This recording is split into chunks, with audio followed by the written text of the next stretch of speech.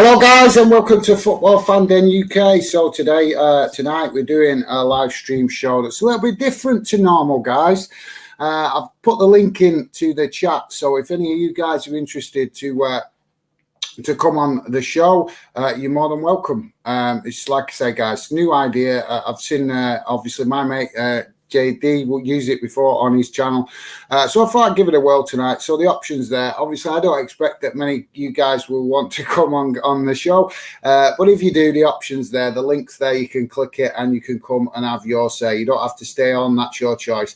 The option is good though, guys, because it does give you the option to come in the chat. Obviously, you can come on screen and show your face, or you can come on screen and hide your face.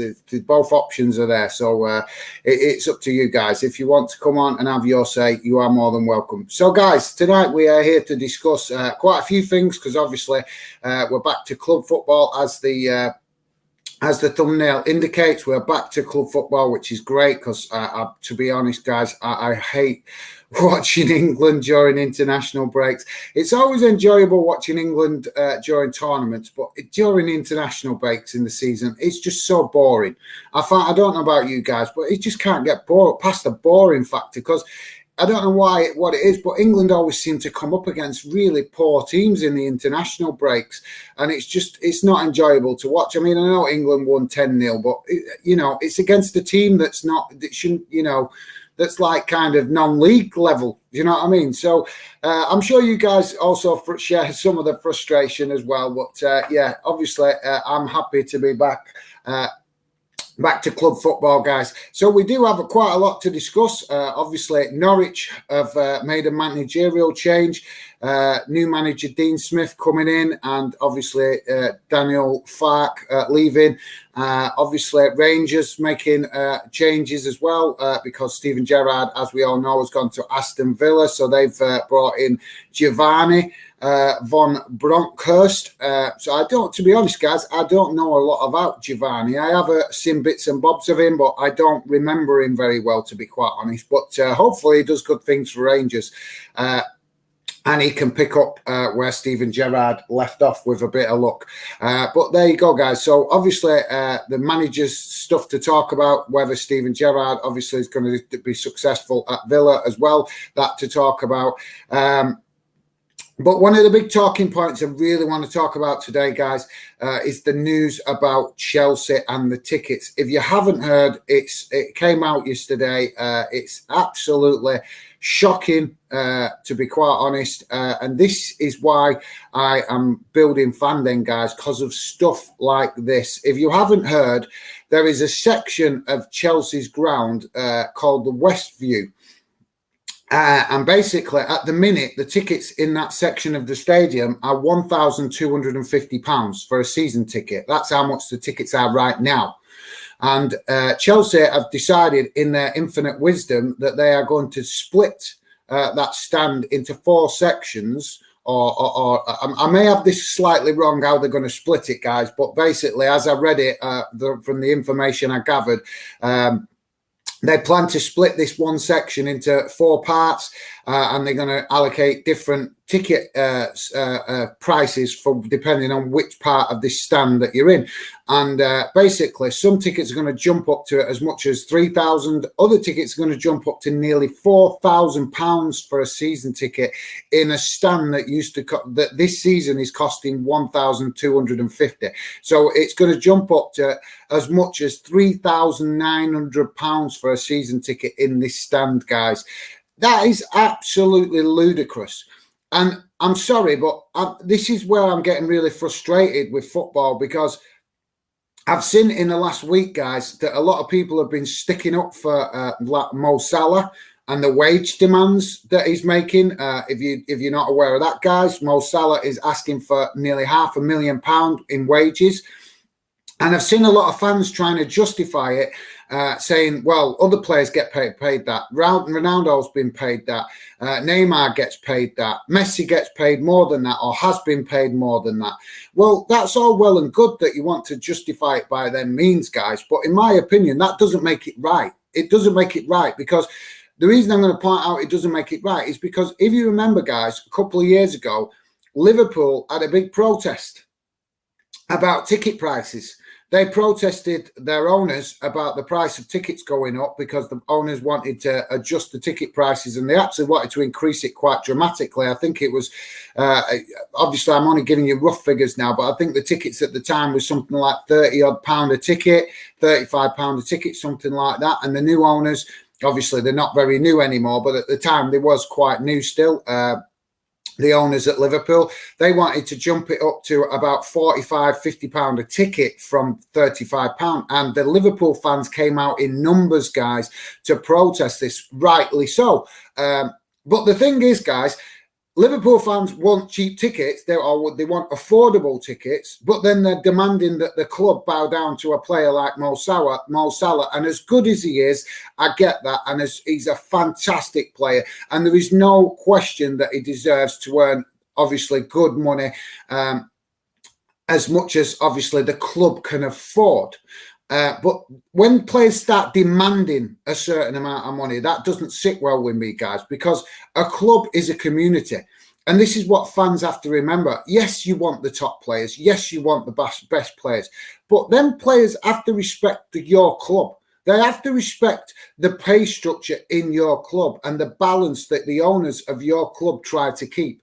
Most owners that do care about football want to bring the best players to our clubs. They do, guys. If they're good owners, they want to bring the best players to our clubs. But seriously, it's just like paying your bills at your house. You have so much money and you have to divide it up and make sure that everybody's getting a piece of the pie.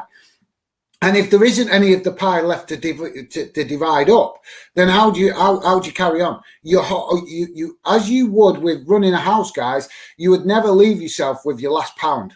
You'd always make sure, if you've got any money sense, you would always make sure you've got £10–20 left at the end of the month, the end of the week, just for an emergency. So a club is going to do the same thing. They are not going to spend every penny that they earn to players' wages just to have the best players. There has to be a balance. And I've become quite frustrated with this, guys, because I don't understand how Liverpool fans can justify protesting the owners, which I totally agree with, about ticket prices, but then start to demand that the owners pay players like Mo Salah whatever they want. I have actually seen people putting comments like that on social media, guys. Pay the man what he wants. Well, I'm sorry, but there has to be a balance, guys. There has to be.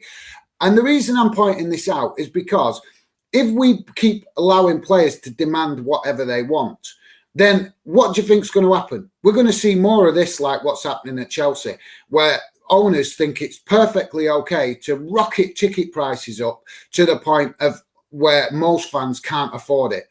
Seriously, guys, if you are a season ticket holder, then I know that you must have to account for the cost of your season ticket every month, whether you're paying it up front at the start of the season or whether you're paying it on installments. You have to account for that money. You have to plan it into your budget to make sure that you can afford it. So how is it right if you are budgeting for a ticket of $1,250 over the year and you've got that set up nice and bonny so that it works out well for you, you don't end up in financial trouble, and you can get to go and support your club?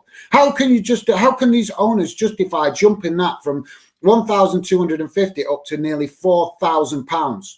Because no fan with, that's a normal fan, that's an average fan, can afford that kind of dramatic jump. It's twice as much money, guys. It's a 200% rise in ticket price. 200%.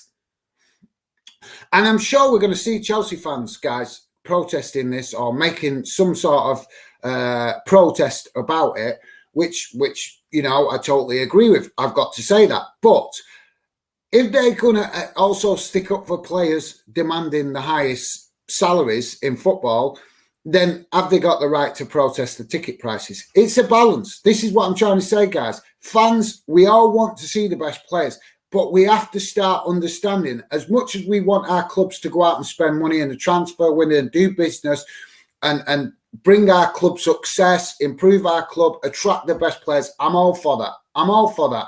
And I know that you guys are. But I am frustrated with these fans that think it is perfectly okay to want all that package, but then also want lower ticket prices.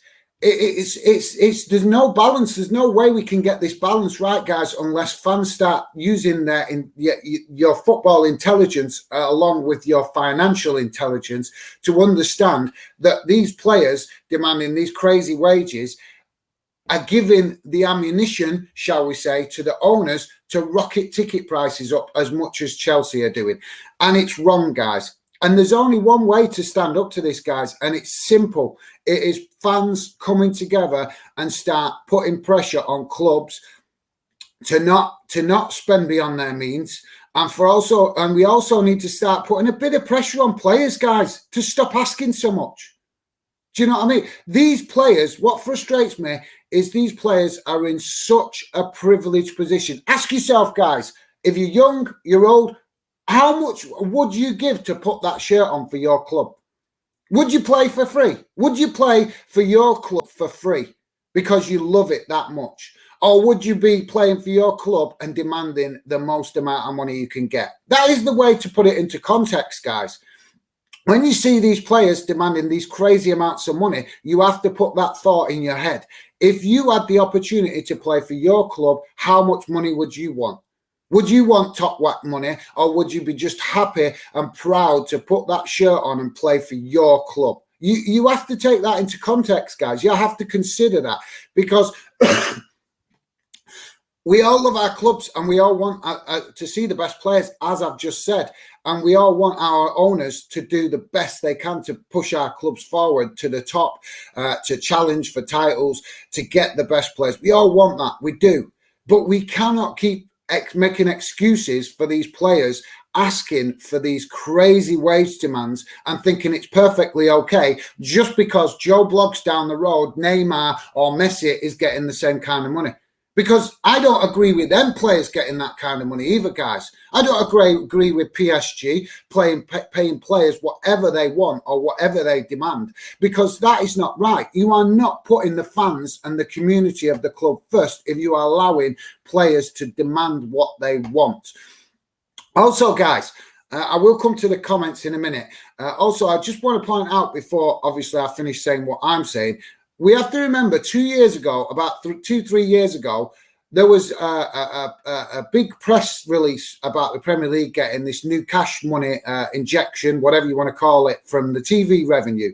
They had a big, rise in TV revenue, meaning that clubs were generating something like 3 times as much from either not last season, the season before, I think it kicked in, where they're generating 3 times as much as what they normally do from TV revenue. And they're earning that much now from TV revenue. It came out at the time. I'm sure many of you guys remember it. It was in the papers. It was on Sky Sports. There was a lot of sports media publicising it about the fact that Premier League clubs can now afford to play football without charging fans. So how is it right that, if that is the case, that Chelsea can justify this kind of price rise in the stands, in the stadium?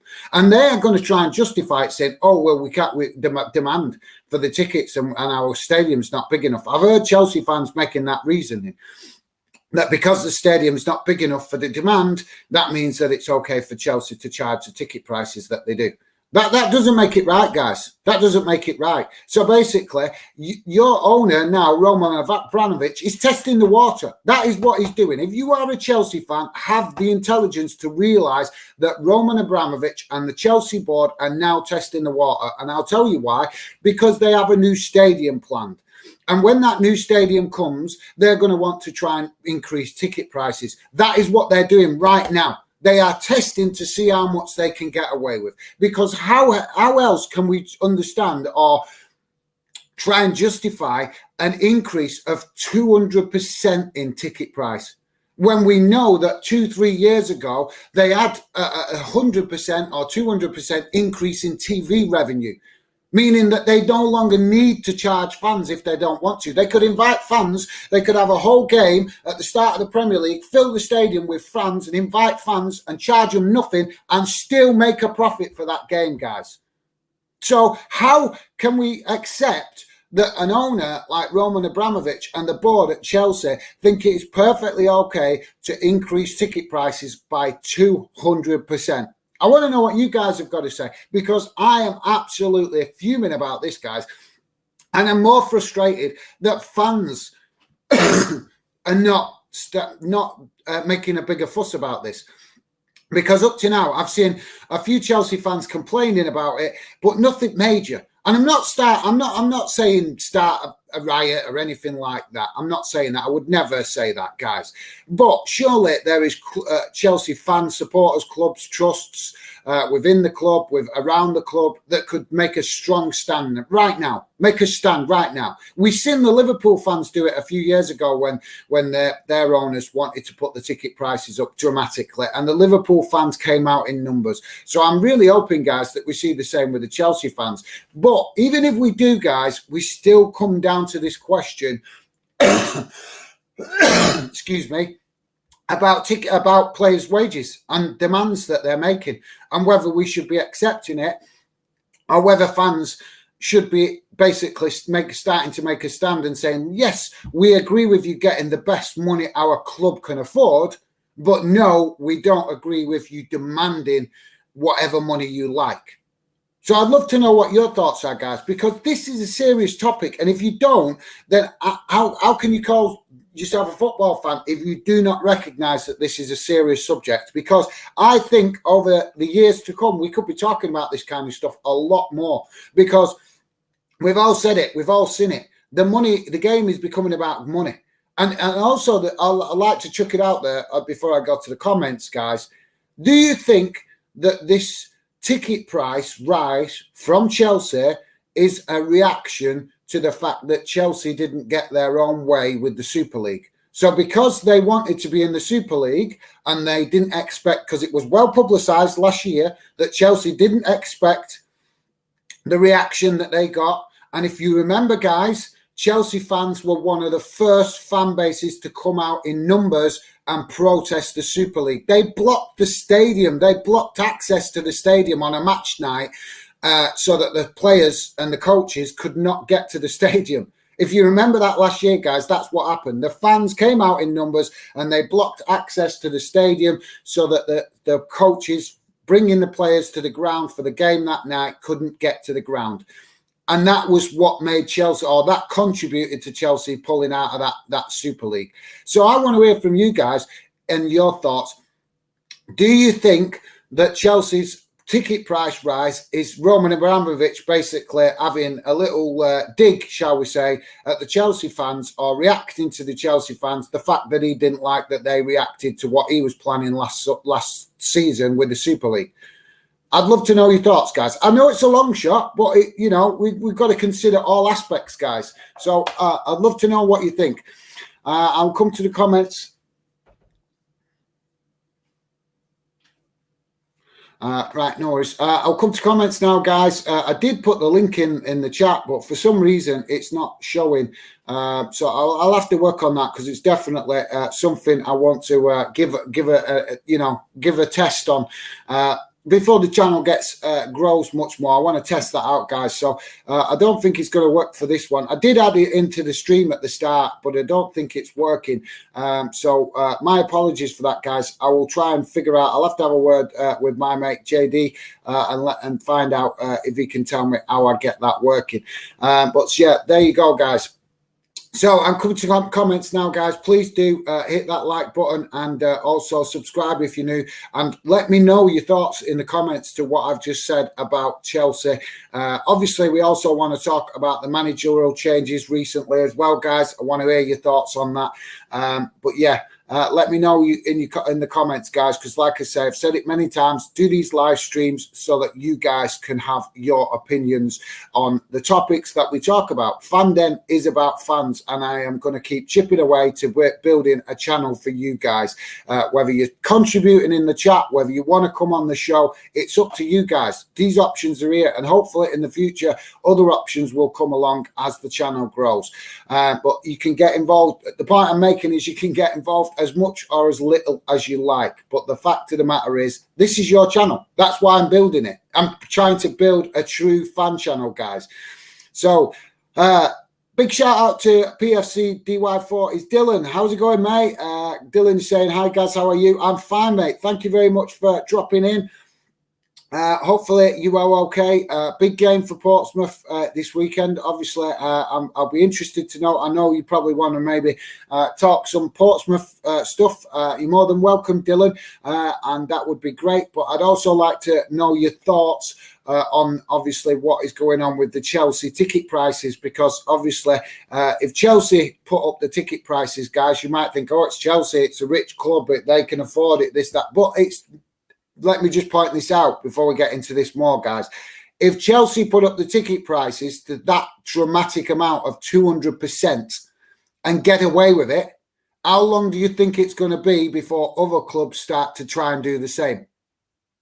That's where you've got to remind yourself, guys. You can't just look at it, oh, it's just Chelsea, they're a rich club, they can afford it. You have to ask that question, guys. If they can justify and get away with putting their ticket prices as much as 200%, how long do you think it's going to be if that is accepted by fans? How long do you think it will be before other clubs start to do similar things? And I'm not saying a League One club is going to put their ticket prices up 200%, because they wouldn't.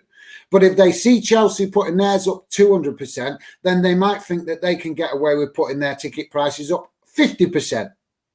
So you have to look at this, guys.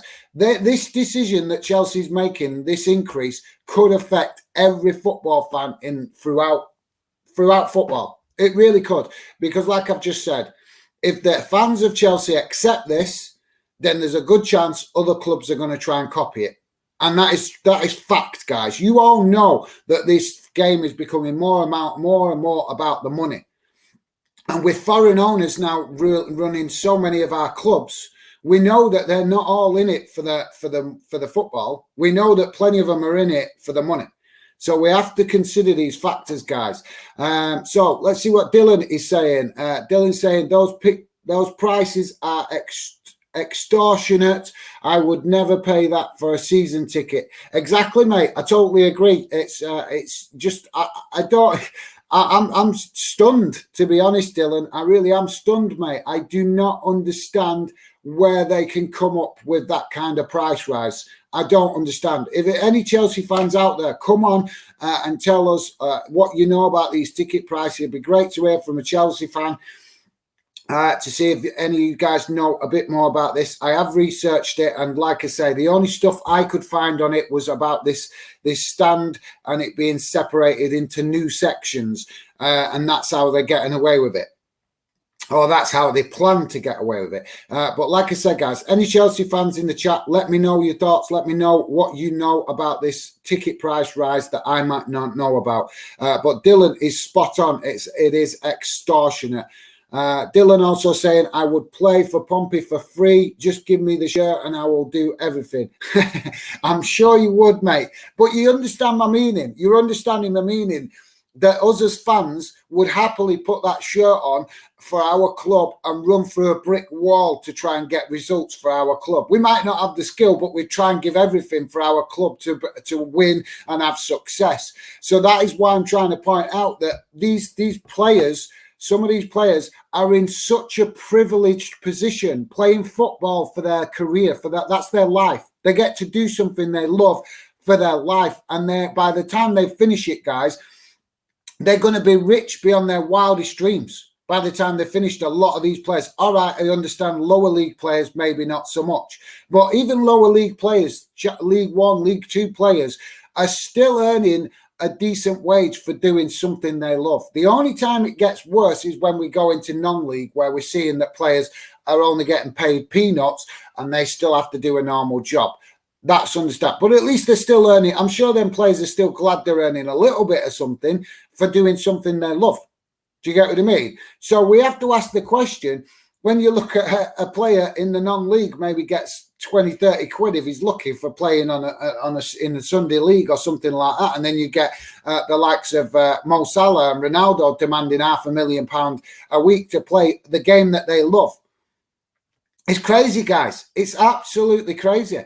I've always said, and I said it from the 90s, as soon as the money hit to £250,000, £250,000, that's when it should have been capped. Seriously, guys, ask yourself a question. Does a football player really need to earn more than £250,000 a week in football? And you've also got to remember, it doesn't stop at the £250,000. Our clubs could cap the wages at £250,000, and these players would still be earning more because of sponsorships with the likes of Nike, Adidas, these kind of companies. They also get goals bonuses, so clubs can still give them a goals bonus or a performance bonus or an appearance bonus, so they could still earn extra money with bonuses. So, you know, I said it because the wages started getting crazy in the 90s, guys, and I said it right then. They should cap the best wages for the top players at £250,000. That's what the limit should be, because that is £1 million a month, guys. Does anybody need to earn more than £1 million a month? Think about it. If you play football for 16 years, how many millions is that? You could live off that for the rest of your life and never have to work again. You could have your family all living rent-free and they'd never have to work again, and you'd be comfortable for the rest of your life. So why does a player need more than £1 million a month in wages when they can still earn more with bonuses, sponsorships, advertising, that kind of stuff? It's crazy. We have to consider this fact, guys. We have to. I'm just pointing out the logic of it, guys, because these crazy wages are only a contributor. Fans are going to say, no, it's not, because clubs earn a lot of money. But I'm telling you now, if you look at the financial figures and the sheets and what the club take to an accountant, because obviously they'll have an accountant. These clubs have got such big money, they will have an accounting team, yeah? So when they take their books at the end of the year to make sure that they keep the tax man happy, yeah, you're not telling me that they aren't using the figures of the amounts that they're paying out to wages against the figures that they're earning from,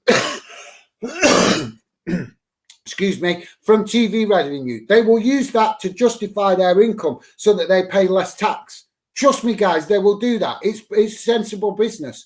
So as fans, we have to start asking questions about these players asking so much money to play the game we love to play. What we would probably, a lot of us would probably play for free. Like I say, guys, I've no problem with players earning top money. I know a lot of fans like players earning top money, but there has to be a balance, guys. It's because otherwise, if we're not, we're going to see whole stadiums in the Premier League start charging these kinds of crazy ticket prices for season tickets, £3,000 and £4,000 a season ticket. And ask yourself, do you want to be in a position where you cannot afford to go to a football game just so that Liverpool or Chelsea can pay a player £500,000 a week?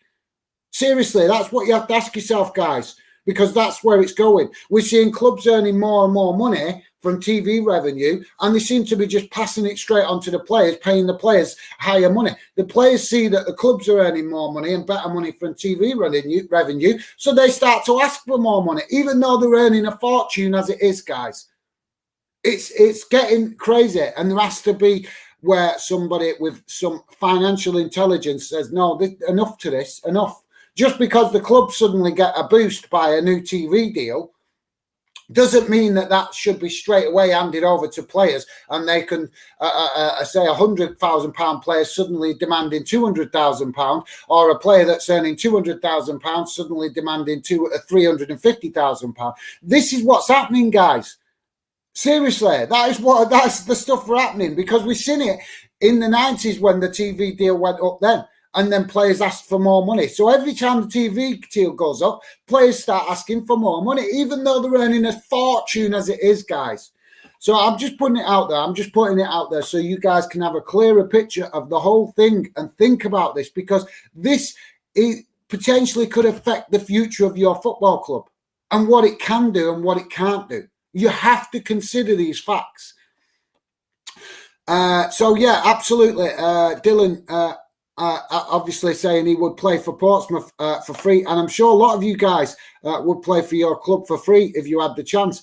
Mikey is dropping in. How's it going, Mikey? Are you a triker by any chance? A triker? I'm not sure what a triker is, mate, but no, I am not a triker. A striker. Oh, I think he's saying striker. No, mate. When I played football when I was younger, I was a defender. So no, I'm not a striker. Or I don't. I'm getting a bit too old to play football. I'll still have a kick about, but I'm a bit too old to play extreme football. Although you probably don't want to get on a football pitch with me anyway, mate, because I take it way too serious. As some of my friends will tell you, the last time they played football against me, they all fell out with me because I took it too serious. You play to win, do you know what I mean? You play to win, and I expect to. I'm kind of like Mourinho. When I walk on that pitch, I expect my teammates to build brick walls to not let the team we're playing get anything. Not let them get anything. I don't care. Let's, like I said, I'm not a good person to play football against. I take it too serious. I wear my heart on my sleeve, should I say? But no, mate, I am not a striker. But thank you very much for that, Mikey, and appreciate you getting involved, mate. PFC Dylan is saying, I was Mikey, don't play football as much now, but striker is still my position. Well, cool. Sorry about the cough, guys. I've had a bit of man flu this week, so I'm still got a little bit of a reminiscence of it, I think. But yeah, I didn't know that, Dylan. I didn't know you played as a striker when you played football. But yeah, mate, that's cool. Obviously, I don't know. How comes you're not playing? You're still young enough to play football, mate. How comes you're not playing, Dylan? Let me know in the chat, mate. I'd love to know. Mikey's saying, bet you're still better than Marquez. Well, I'm not sure if you're talking to me or Dylan there, but I don't quote myself as better than anybody, to be honest, mate. I just go with the flow and give everything, give it my best. That's all you can do. But yeah, thanks for that, mate. Mikey also saying, Gaz, the sad thing is that no matter how much they charge, they will still sell those tickets. The stand will be full of wealthy football spectators. Exactly, mate. And what's that going to do? It's going to kill the atmosphere. It's going to kill the atmosphere because it is normal working class fans that create the atmosphere. We all know that, no disrespect to people with money, but people with money, different. They don't. They go to the football match and they want prawn sandwiches and champagne and stuff like that. You don't go to football to eat prawn sandwiches. Do you know what I mean? If I go to a football match, I might chuck a few butties or whatever, a few sandwiches in my bag, and maybe a flask. I'm off, and that's it. Once I'm at the ground, I'm sat and I'm not moving unless I need to go to the toilet. That's it. I don't leave the pitch. I want to absorb it. I pay to go and watch my club. I want to absorb everything, and I want to enjoy the halftime stuff. Because as you guys know, when you get halftime at our clubs, they make the effort to put a little bit of entertainment on on the pitch for the 15-minute break, whether it's something to do with the fans or the youth team or whatever. So you go to get a pie or whatever at halftime. You miss that.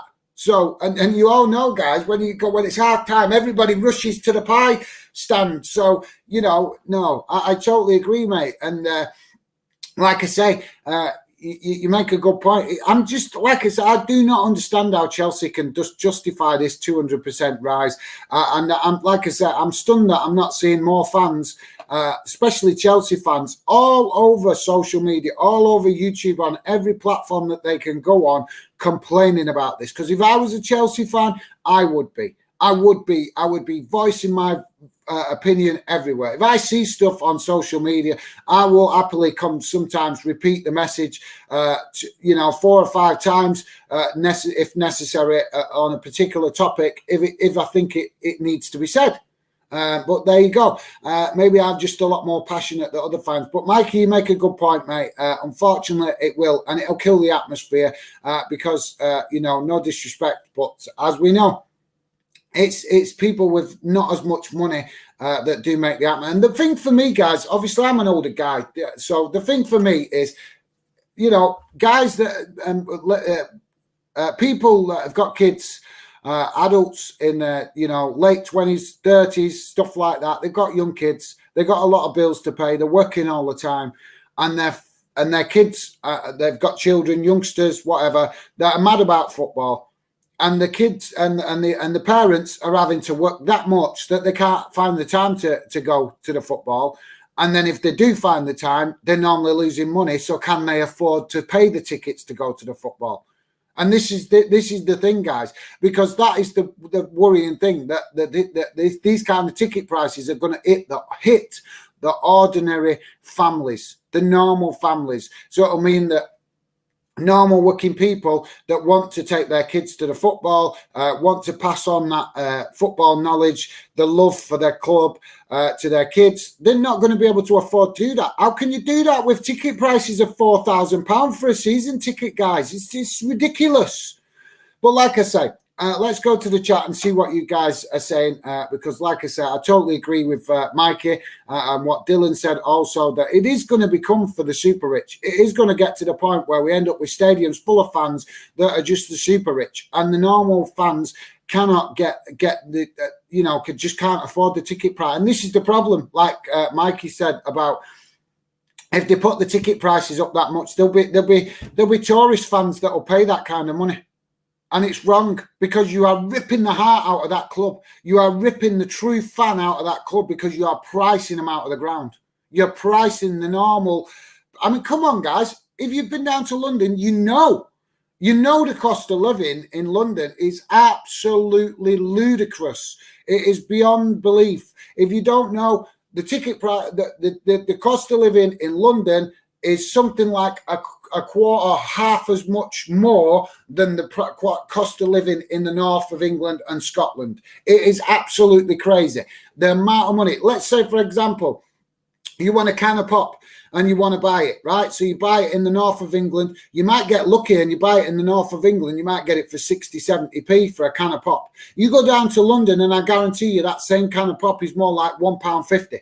I guarantee you guys, that is the difference in prices in London compared to the rest of the, particularly the north of England and Scotland.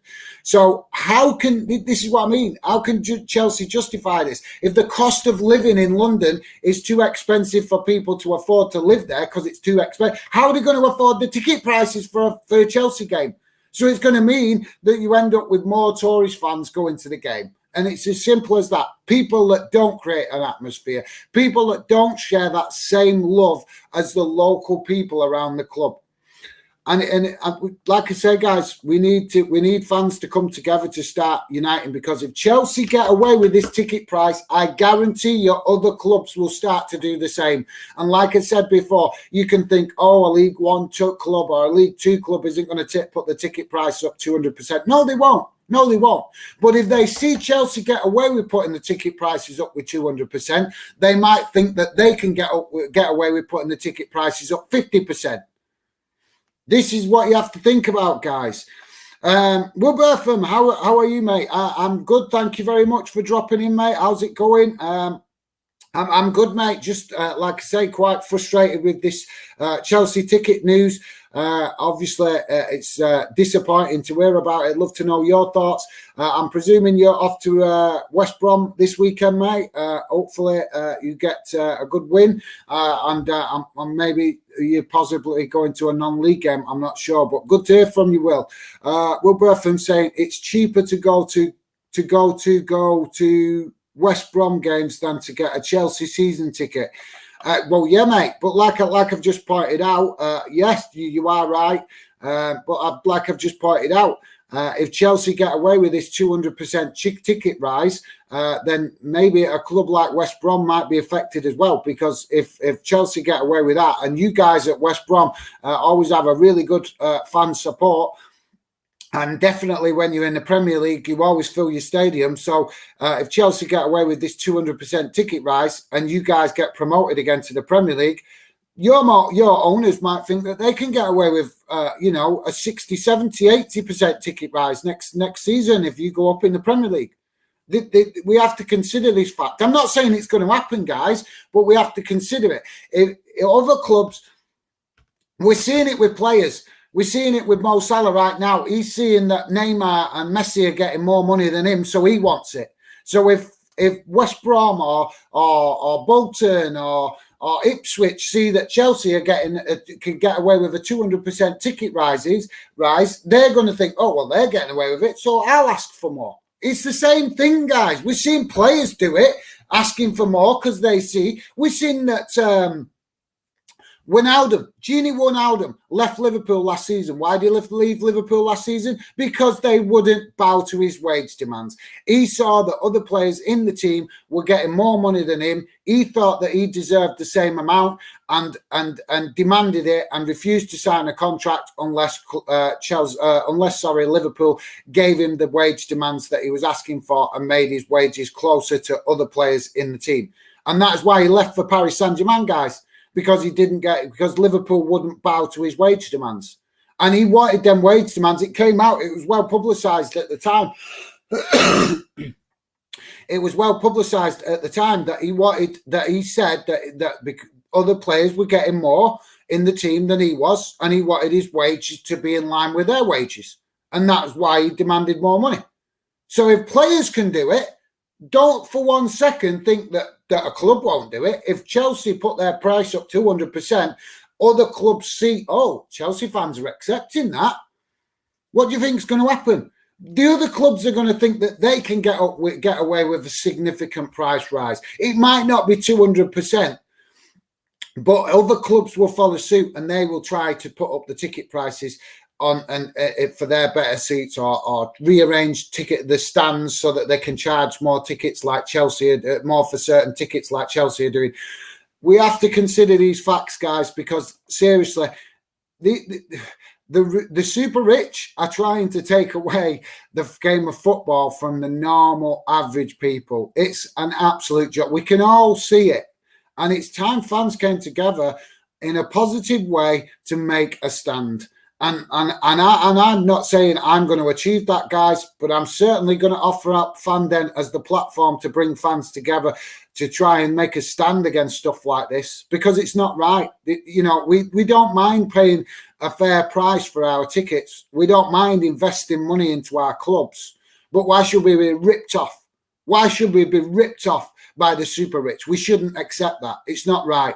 And another factor I'd like to point out, guys, if Roman Abramovich pulled out of Chelsea tomorrow and left that club and demanded that Chelsea pay all the money that he's invested back, that would leave Chelsea in one hell of a serious financial trouble. And who do you think they're going to turn to help them get out of that financial trouble? They would turn to the fans. You, the fans. So how is it right that clubs think it's okay to take charges ridiculous ticket prices just because they know that they can sell them tickets to somebody else that will pay it? But yet then if they end up in financial meltdown, as we've seen many clubs do, then they'll come cap in hand and say, oh, save the club. We need your help to save the club. It works both ways, guys. These clubs, these owners cannot expect us to keep investing our money into our clubs and then just charge what they like and pay players what they like. Fans need to have some input in ticket prices, and fans also need to have some input in whether there needs to be a salary cap in football, or at least our individual clubs, to safeguard the future of our clubs.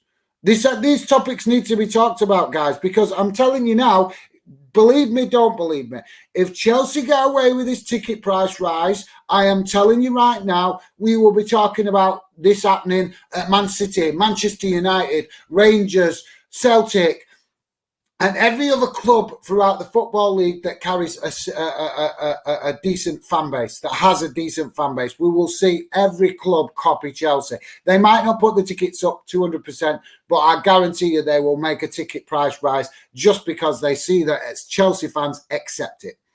So there you go, guys. Like I said, I think I've said enough now. Let's hear what you guys have got to say. Please do consider hitting that like button, guys. And don't forget, if you're new, please do consider subscribing. Give us a chance and see what if you like the channel. There's been a pretty good few new subscribers recently, which has been great to see. So massive thanks to you guys that might be new to the channel, recently subscribed. Really appreciate your support. Like I said, guys, at the start of the show, I will come to the comments in a second. At the start of the show, I did add the link to try something new. I'm going to see if I can try it. I need to speak to my mate GD because he's got more experience than me. But I did share the link for you guys to come on the show if you want to. Obviously, that option is always there, but normally I promote it for you guys to get in touch with me on social media. but I am going to try a show with dropping the link in if I can do that. I'm not sure if I can. We'll give it a go if I can. If not, I might have to wait till I hit certain targets. I'm not sure, but I'll find out about that, guys. I was going to try it on this show, and as you can see at the top, I don't know if you can see it. I did share the link, but unfortunately, I don't think it's actually worked. So there you go, guys. But we will try it in the future, definitely, sooner rather than later, if we can give it a go. But like I say, even if I can't try, that doesn't work. If you guys are ever interested to come on the show and have your opinions heard, you're more than welcome. Get in touch with me on social media and come on the channel and share your football knowledge, share your frustration. That is what Fanden is about, for you guys to have a voice in the football world. And I would love to sit here and let you guys do the talking, let you have your opinions heard. But obviously, I know that a lot of fans don't like being on camera. And that option is there, guys, that when you do come on camera, you can actually hide your face. You don't actually have to show your face if you really don't want to. Obviously, I would prefer you to show your face so that people in the chat can see who you are and understand you know, feel that they can connect with you as a person. But obviously, that there is some fans that don't like it. So the option is there anyway, guys. Will Bertham is saying it's cheaper to get a West Brom season ticket than to go to Chelsea. Yeah, I think you've just repeated the same message there, mate. But thank you for that, Will. Mikey's saying in League One, Ipswich an annual wage bill is 9.4 million per year. Accrington is 1.8 million per year. Well, yeah, mate, that doesn't surprise me. That doesn't surprise me, and to be honest, the question is, how do League One clubs even turn a profit when they're? I mean, 9.4 million doesn't sound a lot when we think of the Premier League, but for a League One club, that's a lot of money, guys. That is a lot of money. That has got to be a massive, massive chunk of their income. Because I'm not sure. Does anybody know what the prize money is in League One and League Two? I've never actually looked, to be honest. I'm not sure. Obviously, if any of you guys are aware of what league, I know obviously Championship and Premier League, I've got a rough idea of their money, but I've never really looked at League One and League Two. So if any of you guys know what kind of prize money is dished out in League One and League Two, let me know. That'd be interesting to see what you guys, obviously, might know more about that than me. That's the beauty of the show, guys. We can all share our individual knowledge because some of us know different. We all know different stuff about football, don't we? So that's the good thing about coming on the channel and sharing your football knowledge and other fans sharing their football knowledge, and we all learn more. So yeah. But thanks for that, Mikey. That's very informative, mate. I did know there was a massive generation of money divvied up and what have you in thingy, because I think I've seen stats like that with Accrington against Bolton's figures a few years ago. So yeah, mate, I am aware of that. But thanks for that, Mikey. Will Burford saying I'm a 6'3" centre back at 14 years old. Cool. Not wrong with that, mate. I used to obviously always play in defence as well. When you're tall, you do end up a lot of the time. Football coaches just presume that you're a defender because you're tall. So I had the same problem when I was younger myself, mate. I think a lot of the football coaches just look at your size sometimes and decide that helps them decide on where you're going to play. But thanks for that, Will. Mikey's saying, love a chip butty. Yeah, mate. It's definitely. I'd love. I had a chip butty last night, actually. Quite surprised to hear you that say that, though. Chip butty is normally a northern term. So yeah, that's a good one, mate.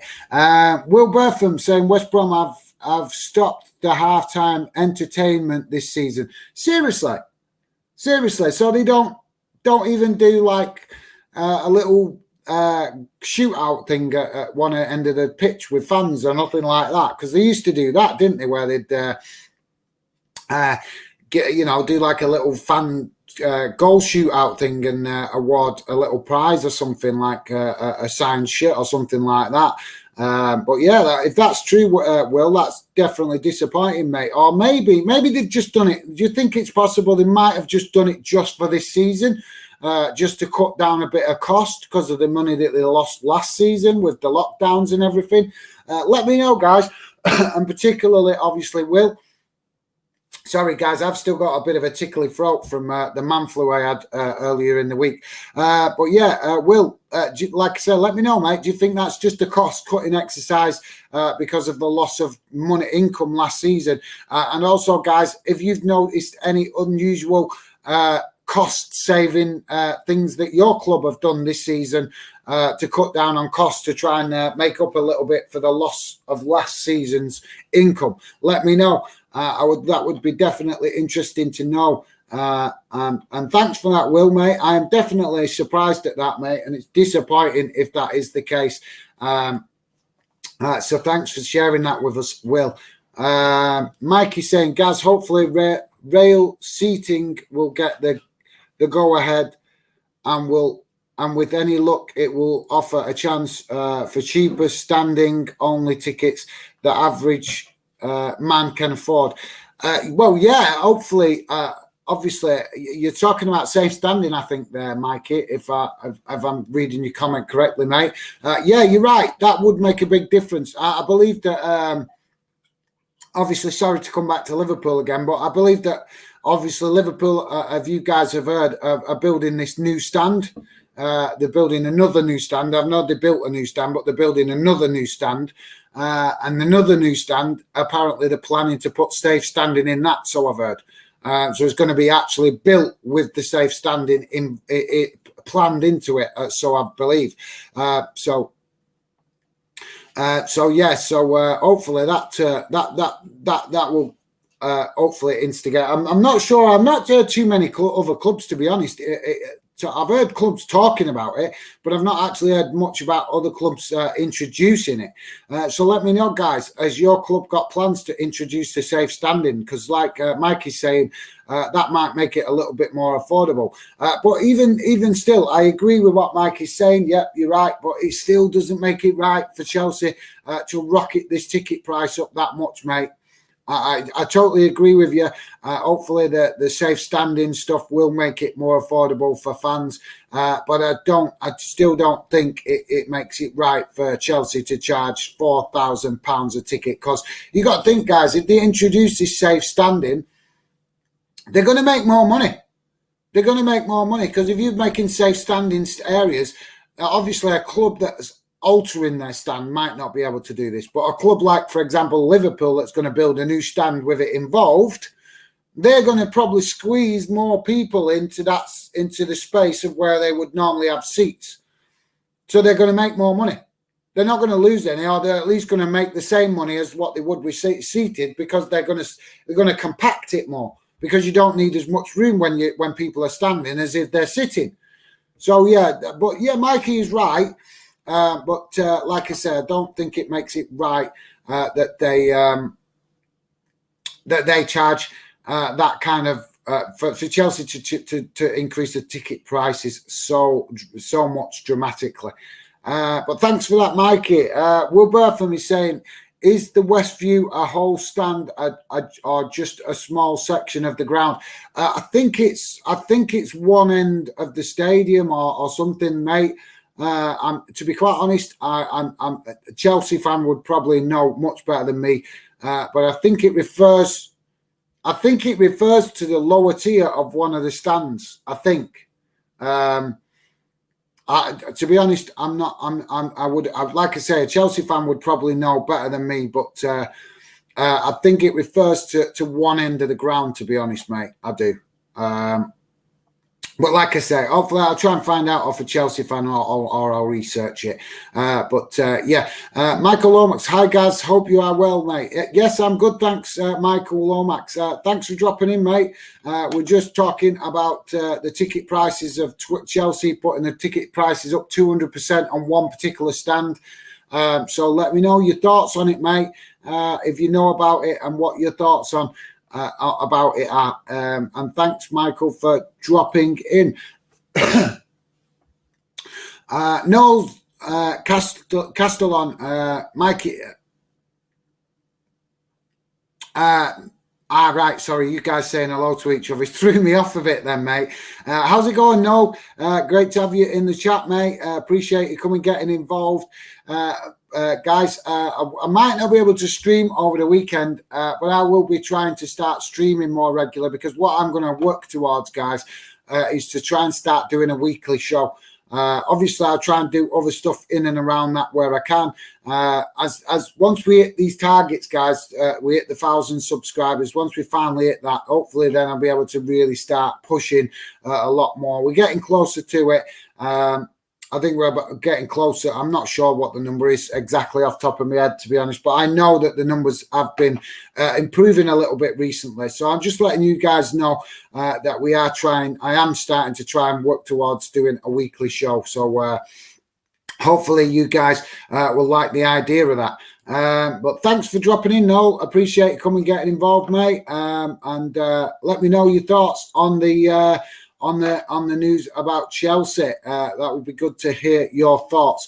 Mikey saying, done a bit of quick research. League One playoff winners get 1.4 million plus an additional payment made later by the Premier League. 2 champions get 900,000.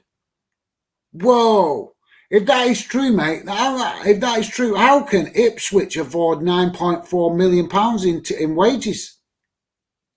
If they're only getting if they was to win the league and they only get £1.4 million for winning the league, then how do they get? How can they afford 9.4? Was it 9.4 million in wages? That is crazy.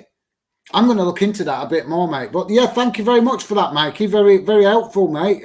Much appreciated. Mikey, there, guys, big shout out to Mikey going away and looking up some of the info about the money in League One.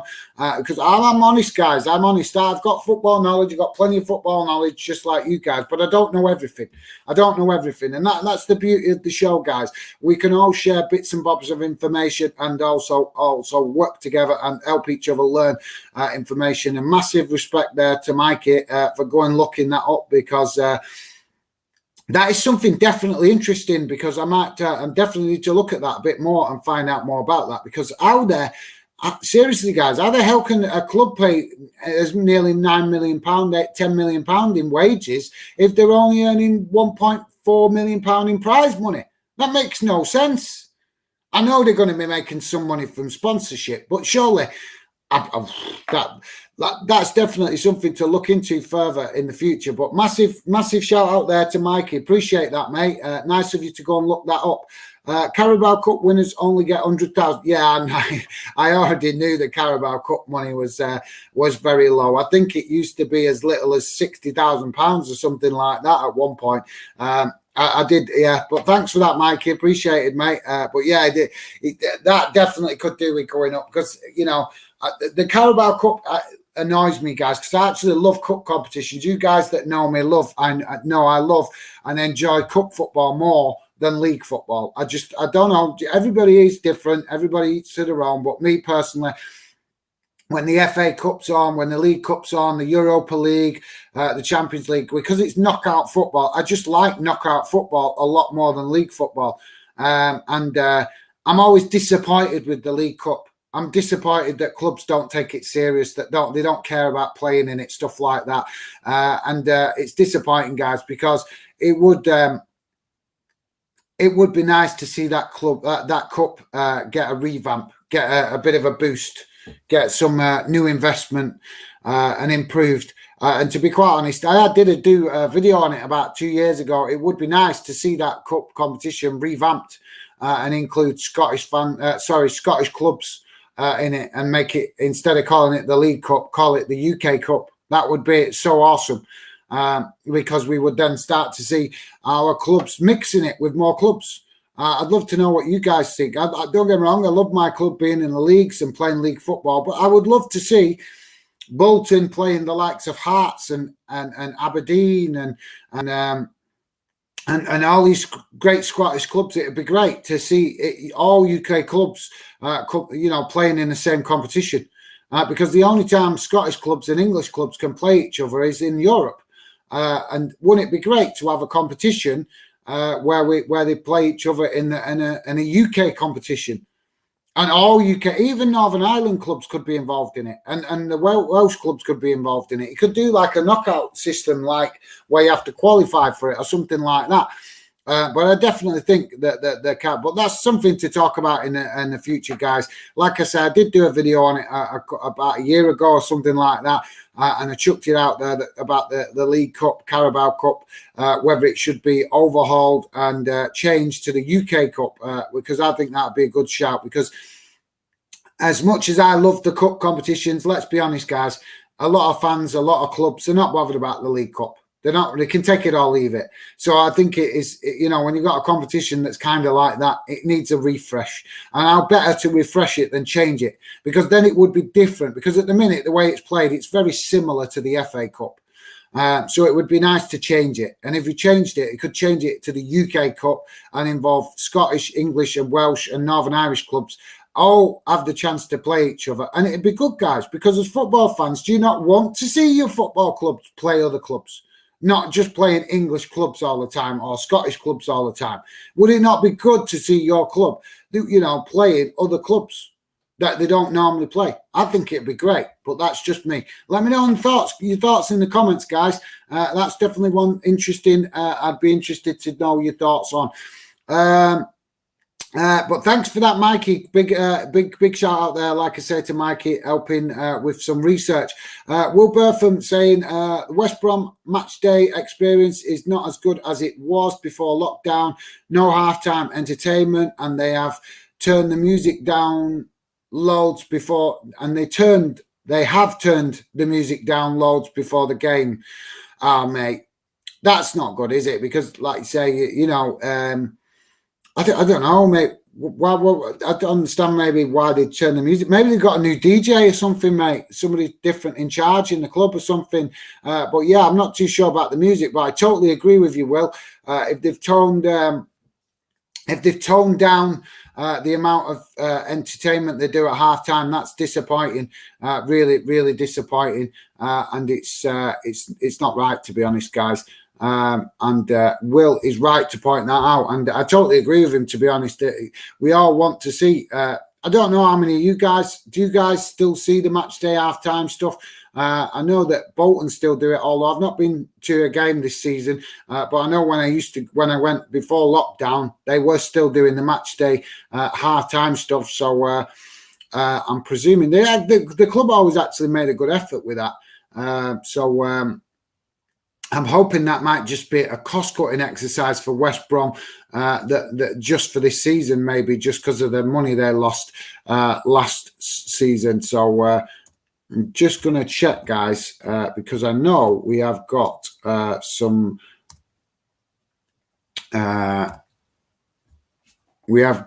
games going on tonight, I think. Yes. So there you go, guys. Just to let you know, there is a game going on in the Scottish Championship. Inverness are 1-0 up away to Queen of the South, guys. So I'm just going to see if there's a game on in the Championship in England. I can't remember. I knew there was. Oh.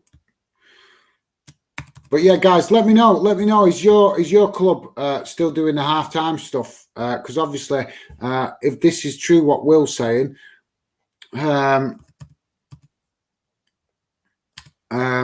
about it will be true, because obviously he goes to games regular. But yeah, what Will's saying is right. Then that's not on, because like you say, it's damaging the match day experience. And we all used to remember that clubs did do the halftime stuff. So yeah.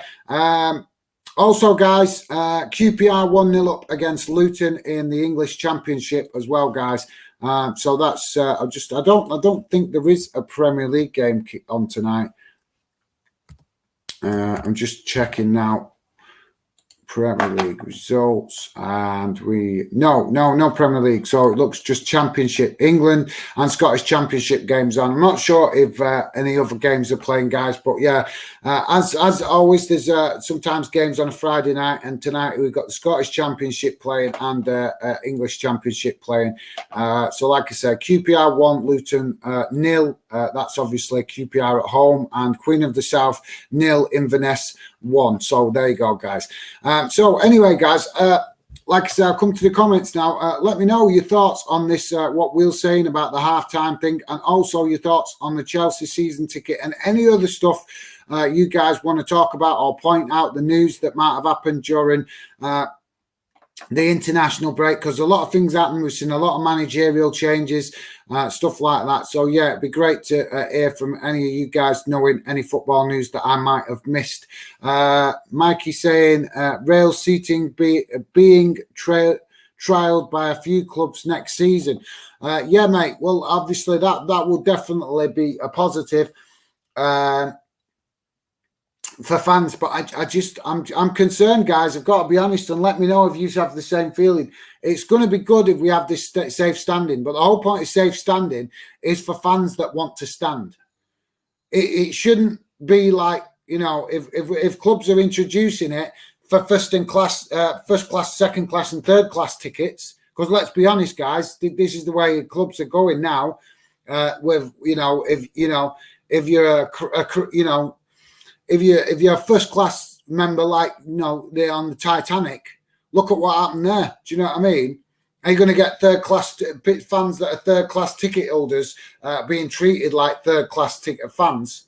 I'm just checking it out there, guys, because I'm really frustrated about this ticket news for Chelsea, and I'm just disappointed that can't have a good debate about it, to be honest, guys.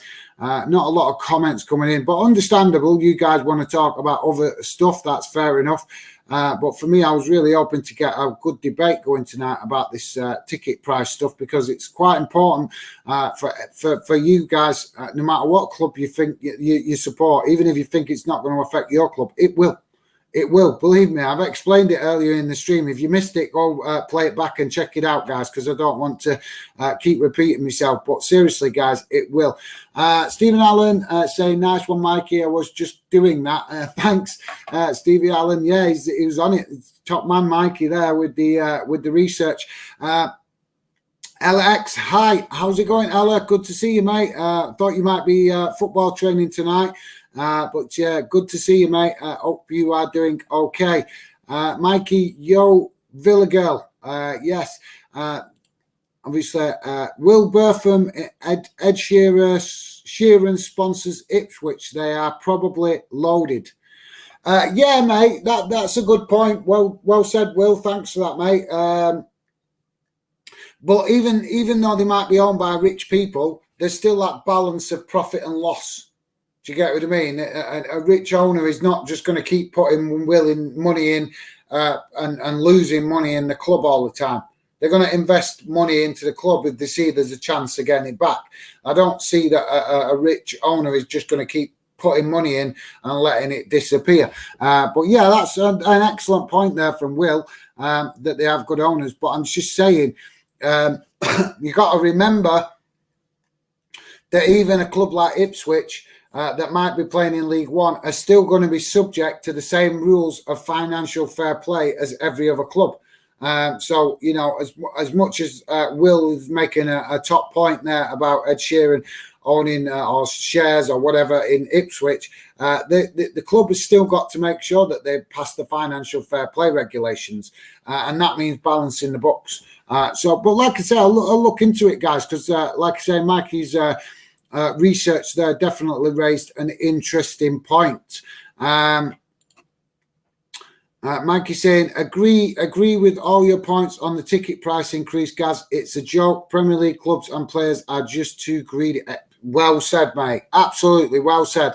I've had this discussion with a few people on social media, mate, and I've tried to point out that that some of this is greed. I've had so many arguments with Liverpool fans this week. That's why Liverpool's fresh in my head, because I've been arguing with Liverpool fans all week about Mo Salah and them trying to justify the price that the money he's demanding.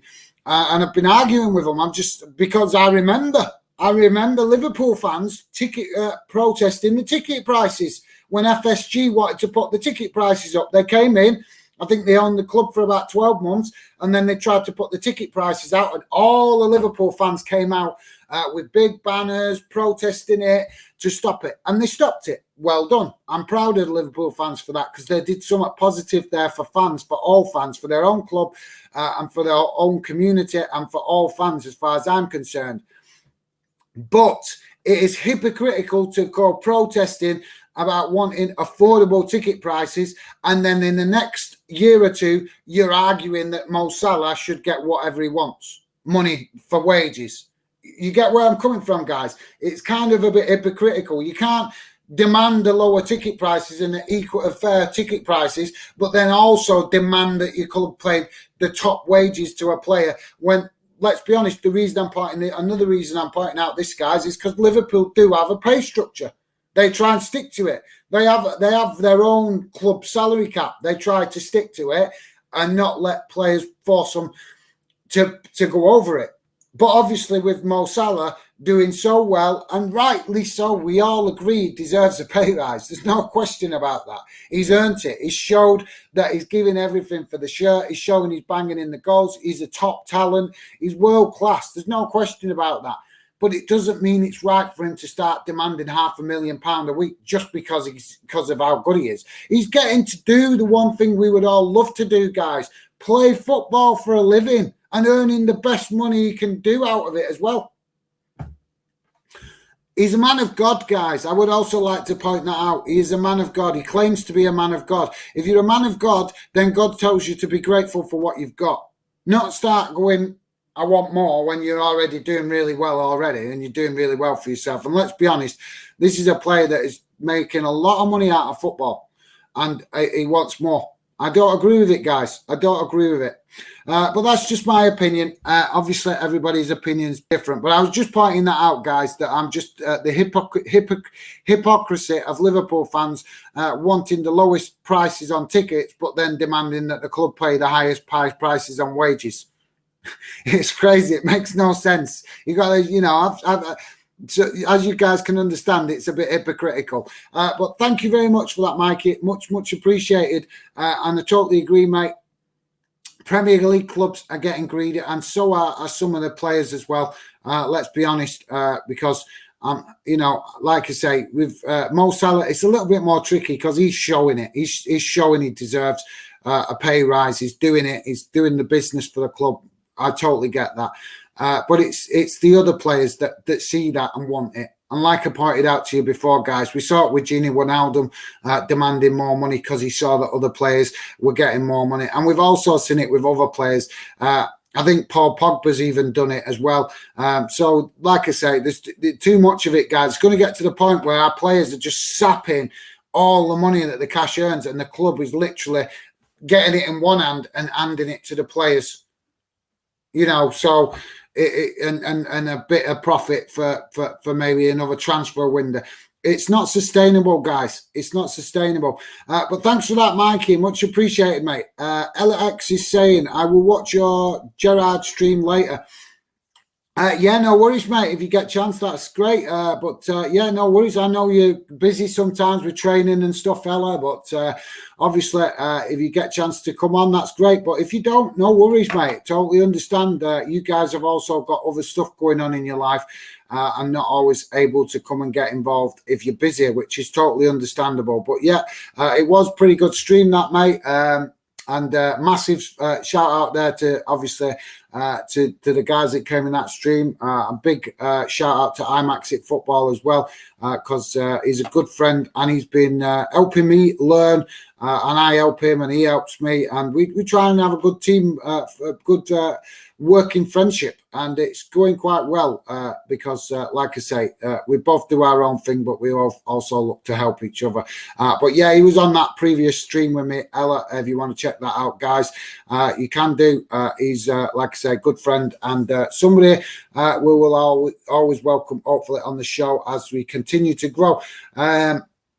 Mikey saying Messi cried about leaving Barcelona, the club he loves, apparently, then left because they wouldn't pay the money he wanted.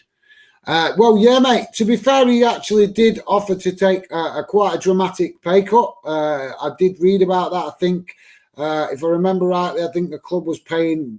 I think he'd offered to take something like a £300,000 pay cut or something like that. I can't remember. It was a while back now. It was in the summer when I read about it. But I know he did offer to take a pay cut. And I read that the reason he left was because even with the pay cut, the club still couldn't afford his wages.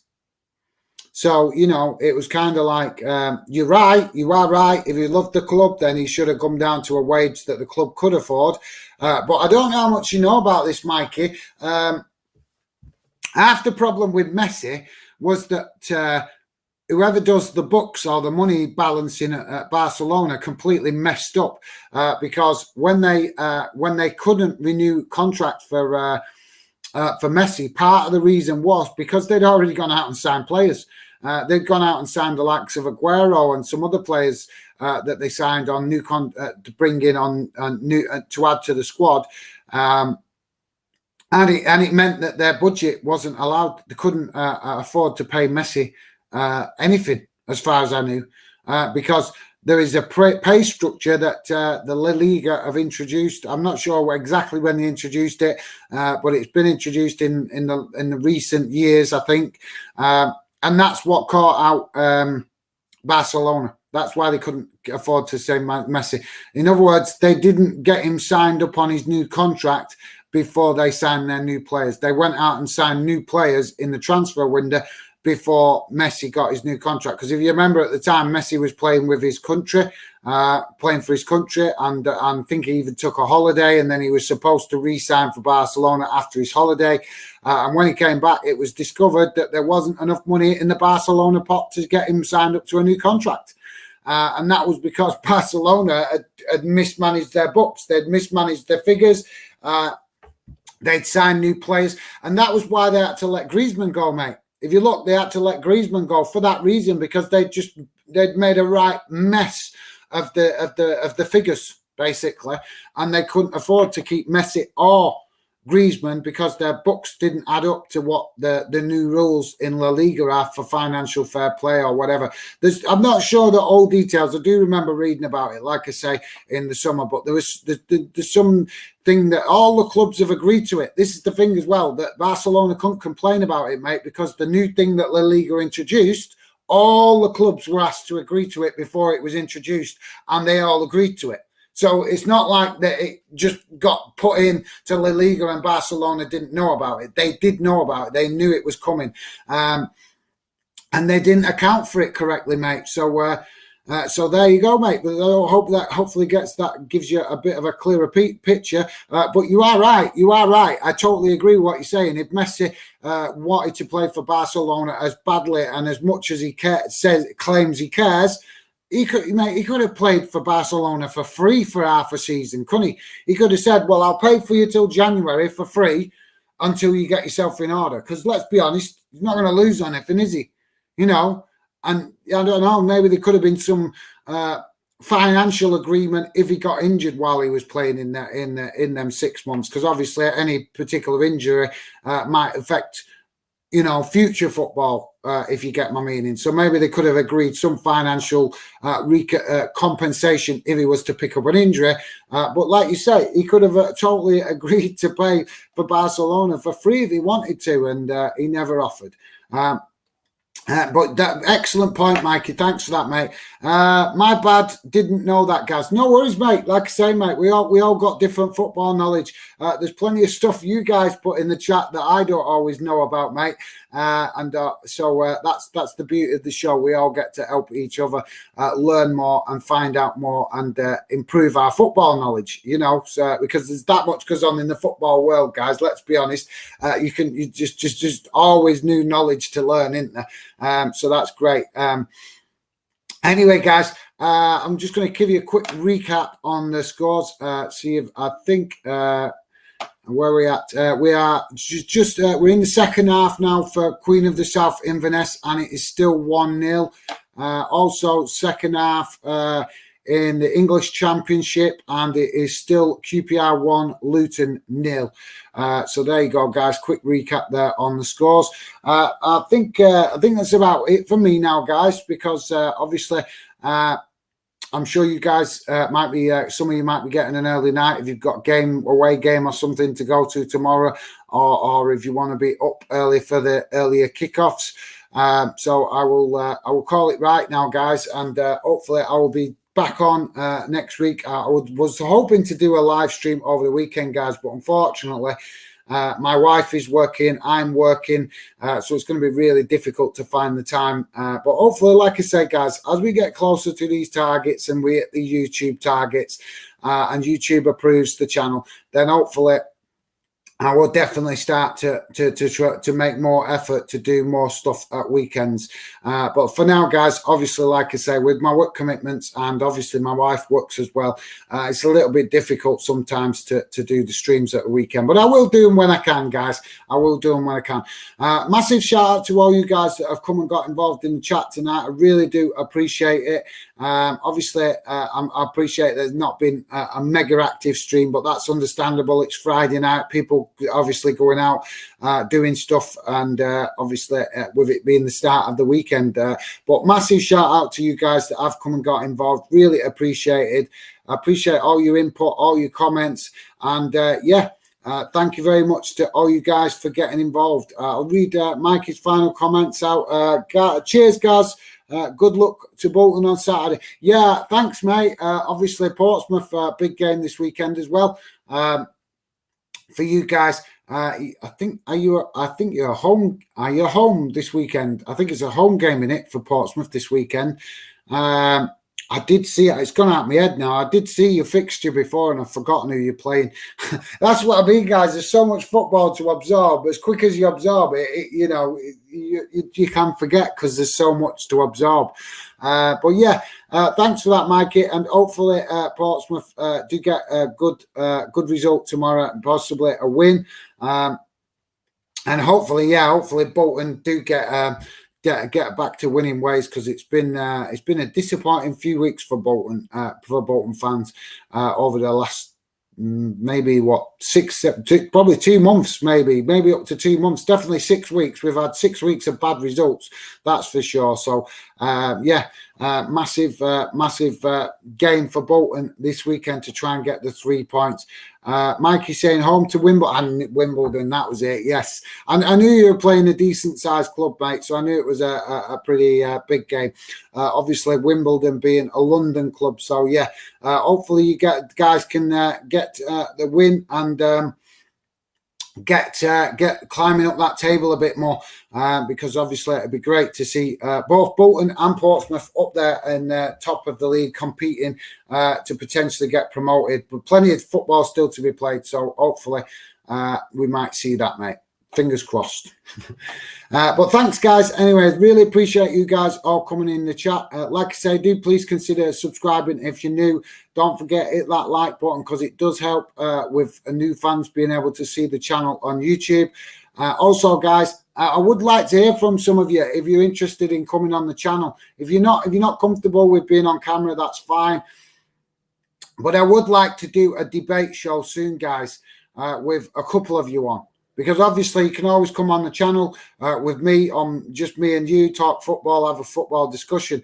But it's something I've not really tried particularly yet. I've done a little bit of it because I had a few mates on a while back in the summer, where I had two friends on that came on at the same time. So that was quite good. But I'd like to try it a bit more, guys.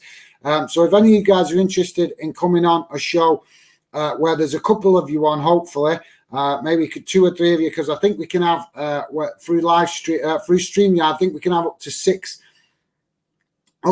people on camera at the same time.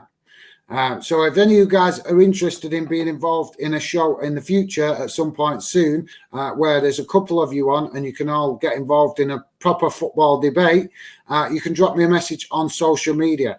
Obviously, like I say, if you're not comfortable with it, that's fine. I understand. That's why I do the live stream, so that you can get involved still in the live chat if you don't like being on camera. But if you are interested in the future, guys, getting involved or coming on the channel, that would be great. Because like I say, this channel I'm building for you guys to build a true fan channel that gives you the chance to get involved and getting, have your opinions heard, share your frustrations, share your love for the game. Also, guys, if you're in the fan zone, I posted a notice a few weeks back about the FIFA competition, and I want to get that going. But unfortunately, right now, guys, we are kind of stuck because there's plenty of you playing FIFA. The problem is you're not all playing it on the same consoles. So until I get at least 4 people that are playing it on the same console, then we can't arrange a FIFA competition. So that is why you haven't seen me post any more about it in the fan zone. So I do want to do the FIFA competition, and it will be coming at some point. But like I say, we need more fans involved in the fan zone so that we can find 4 people playing the same console. I think we had the most we had was about, I think we had 2 people playing the new Xbox, 2 people playing the old Xbox, 2 people playing the PlayStation 4, and I think there were 2 people or 1 person playing PlayStation 3, and I think there was 1 person playing PlayStation 5, and that's so you can't. I'm just giving you an example, guys, so you kind of know where at that you can't make a league with less than 4 people. To make a league that you guys can actually enjoy playing in and competing against each other in, we need 4 people that are playing on the same console, to at least minimum. So as soon as we can find 4 people that are all playing the same console, then we'll get the FIFA League started. Also, guys, if you're interested in getting involved more in Fanden or want to be involved in the Fanden community, you can drop me a message on social media. Obviously, the live streams I do are all about the fan zone community, the Fanden community, using live streams to come and talk football, share your opinions, stuff like that. But also on social media, I do have group chats going, particularly on Instagram. And also, I am planning to open one soon on Twitter, but I'm just trying to get my head around Twitter at the minute. I'm still working on that because I'm just not good with short messages, guys. So I'm kind of struggling with Twitter at the minute. Not because I'm not good at talking football, but just because you have to cram everything into a small message, and I'm not good at that. If you guys know me and you spoke to me on social media, you know I talk. So there you go, guys. But like I say, as I was saying with the fan zone, the fan zone is just something we're doing to bring good fans together that are interested in Fanden, to create a fan community on social media, on Instagram. This idea will grow as the channel grows. But if you're interested in that, guys, drop me a message on social media, and you can get involved. And you can also have peace of mind that I keep it non-toxic. I try to keep it positive for you guys to enjoy, just talking football and making friends, and just enjoying the football community and the sport that we love, and enjoying it with other positive fans. That is what the fan zone is about. And also in the fan zone, we do other bits and bobs, like the Counter-Attack League. There's sometimes different posts, just to add a little bit of more football theme to it. And obviously, like I said, guys, the FIFA thing will kick in as soon as we can find 4 people in the fan zone playing on the same console. But yeah, with regards to the Counter-Attack League, guys, we did a test run to the Counter-Attack League a couple of months back. You might have seen it. I did some posts on it, and it went really well. I'm going to hopefully get that going again soon, but I'm debating whether to do it on the channel. So if you're interested in getting involved, because at the minute, obviously, I can do another tournament on social media, just do it on Instagram, which would be fine. That would run fine. But I'd like to actually, because the test went so well, I'd like to actually do a proper league this time where it's on the channel. That way, maybe I could, if it's on the channel, you guys that watch the channel can see it, see what it's about, and be interested and get involved if you are interested in the next one. Also, if I do it on the channel, guys, it means I can do it for a prize. It might not be much, might be a Fanden cap or a Fanden t-shirt, something like that. But it's just something to help make it that little bit more enjoyable, a little bit more competitive for you guys to get involved in. So it won't be right now, won't be right away. But I'm looking to get that going again soon at some point. Maybe it'd be possibly a good idea to get everybody that wants to be involved in that ready to start and maybe kick it off on the 1st of January, 2nd of January, something like that, because we're getting quite close to Christmas now. But if you are interested in the Counter-Attack League and possibly be involved in the next one, then drop me a message on Instagram because, like I say, you can ask the guys that were involved in it last time. They really enjoyed it. It went really well. Like I said, the last one was a test. And I'd love to do it again, guys, but this time I would like to try and do it on the channel. If it doesn't work, if fans are not interested in coming on the channel, then no problem. I will just do it on social media, on Instagram, and we'll just do it another league run and give it another try out and see how it goes. But if we're going to do it for a prize, guys, then I would prefer to do it on the channel to win a prize. It would be a lot better because it would obviously make it more enjoyable for you guys, but it would also help other fans see what we're doing. Because the trick is, the problem when we're doing it on Instagram, as great as it is, and you guys enjoy it, fans don't know what it is. They're guessing at what I'm putting posts up about who's winning, and fans don't know what it is. They're sending me messages saying, "What's this?" and how's it? And I'm having to trying to explain through loads of messages, which just takes up a lot of time and makes things more complicated. So if I did it on the channel, guys, it would be for a prize, and it would also give fans the chance to see how it's played without me having to write loads of messages to explain how it's played and wasting loads of time on social media just explaining to people. And the reason I'm saying waste loads of time is because explaining it to one person is fine. But when you get 6, 7, 8 people all over different time period of say 4 weeks how it's being played, and they're all messaging you, keep saying, how's this work? And asking you different questions, then you have to keep rewriting messages to explain how it works. And that takes up a lot of time, and it's time I could be doing other stuff.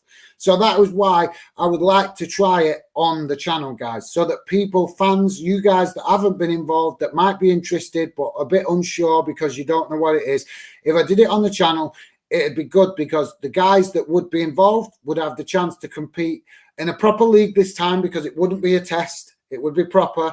And also, you guys would have a chance to compete for a prize. All right, it's not much, maybe a football cap or a Fanden shirt, something like that. But it's a start. It will be a start to improving it and growing it. And also, you guys that have not played it or are a bit wanting to know what it's about and are interested to maybe be involved but unsure because you don't know what it is, you would get a chance to see it. So there you go, guys.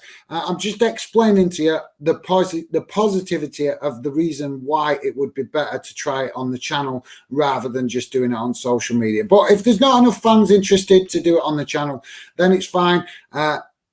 I would just do it on Instagram, and we'll just do another trial run of it. Well, we can do it as a proper competition. There just won't be a prize to win because, as I say, guys, I'm happy to spend money on prizes for you guys to win. But I would prefer it if it's actually where other fans can see what's going on, get involved. That's the problem with doing it on Instagram. As great as it is, and as enjoyable as it is, and as much as I want you guys to enjoy it, other fans can't see it. They can't see what's going on. They're guessing. They're asking me questions all the time. How's it going? How's this played? What's it about? And that's the problem with it, guys. So I would like to let all other fan zone members, all other fans interested in fandom, see what it's about. And the best way to do that would be to do it on the channel. So there you go, guys. I've rabbited on about that enough. I will just read out these last few comments, and then we'll call it a night, guys. So Dylan is saying...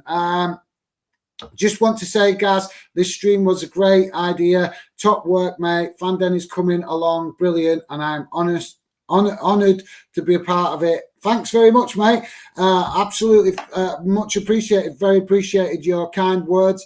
And like I say, mate, Fanden is what you guys make it, because I'm just the face that shows it and presents it. But the channel is about you guys. I know I keep saying it, and you might think, well, I'm trying to prove it, guys. That's why I'm always offering you the chance to come on. That's why I do these live streams. I could easily make videos where I just express all my football frustrations and positives and negatives and stuff like that. I could just do it on video and put it on the channel. But this is Fandom, and I want to build a true fan channel. So I do more live streams now to give you guys the chance to be involved that are not comfortable being on camera.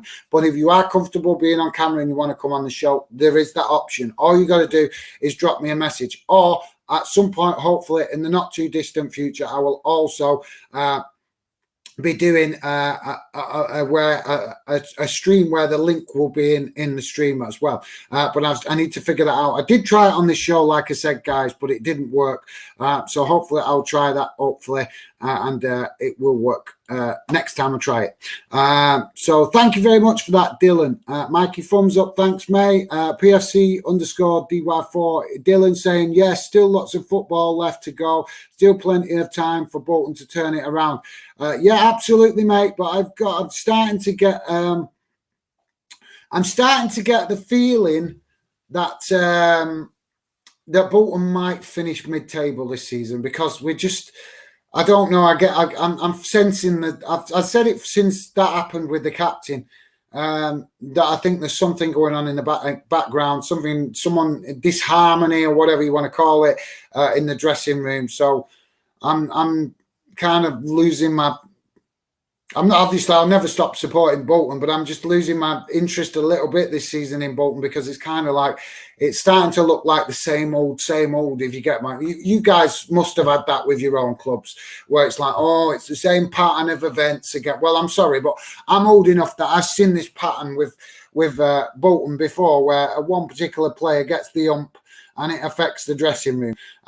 I'm hoping that it's not that. I'm hoping it's not the case, but I've got to be honest, guys. After, you can understand, if you've seen last night's result, the result against last night or whatever. I'm getting confused with my days because it's been a long week. But Bolton played Stockport this week anyway, and if you've seen, it was dire, guys. It was dire. You know, absolutely shocking. You know, with all respect to Stockport. How many times have I seen my club this season go 2-0 ahead and then lose? It's happened about 3 or 4 times this season. So it's like deja vu. It's like, come on, how many times can this happen before you learn from it? You go 2-0 up and then you concede goals and we lose the game. It's crazy, guys. Absolutely crazy. So obviously, as you can see, I'm not very happy with Bolton right now. But they're still my club. I love them. I will always support them. But I will also be honest. When they need the criticism, I will definitely give them. And in a minute, my club is definitely deserving quite a bit of criticism. But I'm not going to get into that tonight. Ella, Gaz, do you play FIFA? I did used to, mate. I did used to, but I don't really anymore because I don't get the time for it anymore. And obviously, I'm getting older, so you'll understand when you get to my age. As you get older, you kind of start to lose a bit of interest in stuff that you did when you were younger, and you get new interests. So I do play it occasionally, but not very often these days. I found that I stressed out too much at it when I was younger, so it's kind of like better to stay away from it, because then I don't get stressed with it, because it does wind me up. FIFA games. I'm not a good loser, guys. I'm not. I'll be honest. I'm very competitive. If I play, whether it's actually playing football or playing a FIFA game or what, I'm very competitive. And I demand that the people playing with me are also competitive. That's just my nature, guys. But there you go. Ella saying, can we buy Fandom t-shirts? Yeah, obviously not right now, Ella, because obviously that's something I've not really got into as of yet. I was more interested in obviously trying to use some of the Fandom stuff to do competition stuff before I actually start thinking about selling stuff. But yeah, obviously at some point in the future I might do that. But at the minute, obviously, the Fandom t-shirts I've had for the channel have been of the present design, but obviously, as you guys can imagine, as the channel grows and improves, I do hope to improve the Fanden logo design in the future. So that's why I've kind of not gone too mad on Fanden stuff to start with, because I don't know whether I might change the logo in the future. It will always be Fanden UK, like I say, but I might have it jazzed up a bit, if you know what I mean. So obviously, if I settle on what I'm 100% liking, then that's when I'll have t-shirts made, possibly to maybe sell a few if you guys wanted to. But for now, like I say, so this is the thing, guys. If you won a competition now and you won like a Fanden cap like this, or a Fanden t-shirt like what I wear now, then you would have you would be winning the first generation Fanden cap or the first generation Fanden t-shirt, because there will be new generations of t-shirts and caps for Fanden as it grows. So this is the thing why it would be great to do a counter-attack league on the channel, so that you guys could have the chance to win these things, because this cap might not be the cap that's worn for Fanden in 2 years' time.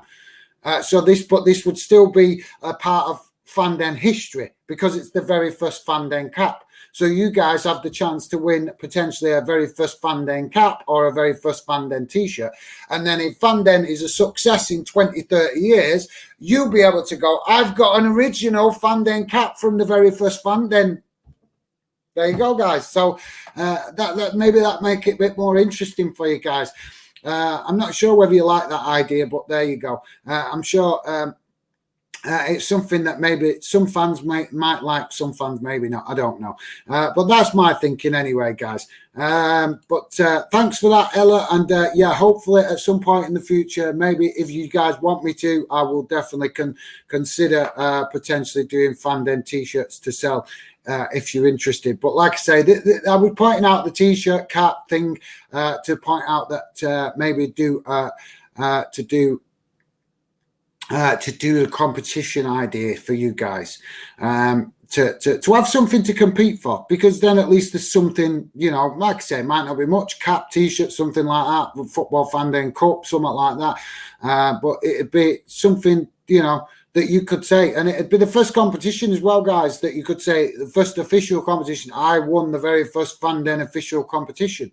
So it's there for you guys. I'm just chucking it out there. Like I say, it's not something I'm doing right now. It's something I'm planning for the start of the new year. So that's why I'm chucking it out there, to find out which of you guys might be interested to be involved. So if you are interested in that, you can drop me a message on social media, because it'd be great. Like I say, guys, it'd be good. And like I say, the key point of doing it on the channel would be to give other fans the chance to see what the counter-attack league looks like, and how it works, and how they can and whether they're interested in it. Because I think after doing it the first time for the test run, and the positivity I got of you guys that were involved in it, you really enjoyed it, sent me a lot of positive messages telling me how good it was, and all 4 of you seem to enjoy it. So I think if all 4 of you guys enjoy it, that's 100% out of the 4 of you. I think a lot of other fans would enjoy it as well, but they need to see what it's like. They need to see how it works. So that's why I thought it'd be a good idea to do it for a prize. But like I say, guys, if there's not enough fans interested to do it on the show just yet, then I'll postpone it, and we'll do it at a later date, and we'll just do another one on social media and plan the one on the channel a bit later on when more fans are interested. Dylan is saying, yeah, mate, the counter-attack league was great last time. Well, yeah, like I say, mate, that was just a test run, and it went quite well, and you guys enjoyed it. So imagine if it's a full-blown league, because a full-blown league could potentially involve more fans, and also would be more fixtures, because you would, last time we played it, you just played 1 game each against each other. This time you would play 2 games each against each other, which would make it a lot more competitive, because you would have a lot more points to earn, which means that you might start off at the top, but you might not finish at the top, or you could start off near the bottom and lose the first game, and you could race to the top, just like in the real football leagues. So there you go. Dylan also saying, at least you're not Pompey. We can only dream about mid-table. Mate, you're pushing your way up now. You're pushing your way up the league now. I suspect that Portsmouth will finish at least mid-table come the end of the season, mate. I don't think there's any need to panic. I think it's just the bad spell that you guys have had, and you've shown you compete. Look, you stuffed us, mate. You got the win against us, so you've shown that you can compete. I think that game showed also that you guys rise to the challenge of the more challenging opposition.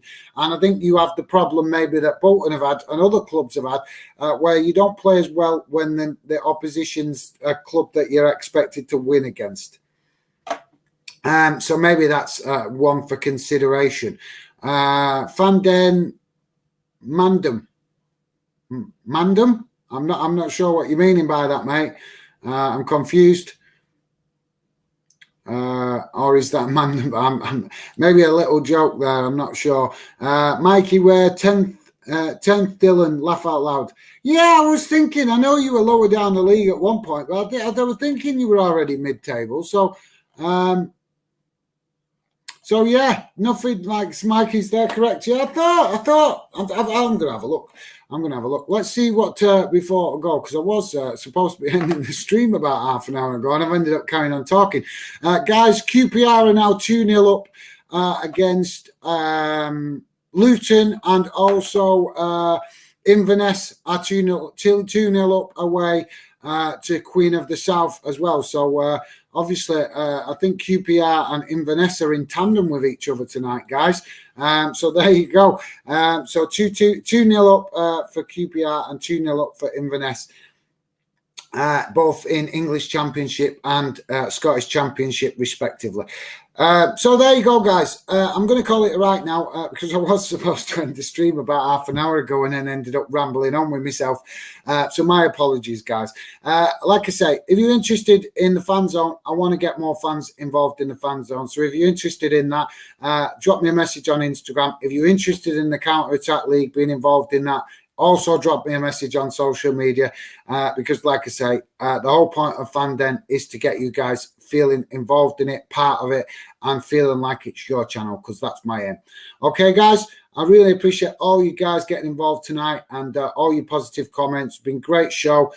We've had no negative people in tonight, which has been very, very enjoyable and refreshing. Thank you very much to all you guys for making it a fantastic show and sharing your input and your thoughts on all UK football that we've talked about. And hopefully, guys, I will definitely be back streaming again next week. Like I say, my apologies that I can't stream over the weekend. Unfortunately, due to work commitments for me and my wife, I won't be able to. But I'll definitely be back as soon as possible next week, live streaming. Like I say, I'm going to start trying to work towards trying to do a regular weekly stream. I just can't decide what day to do it on, guys. It'll be of an evening.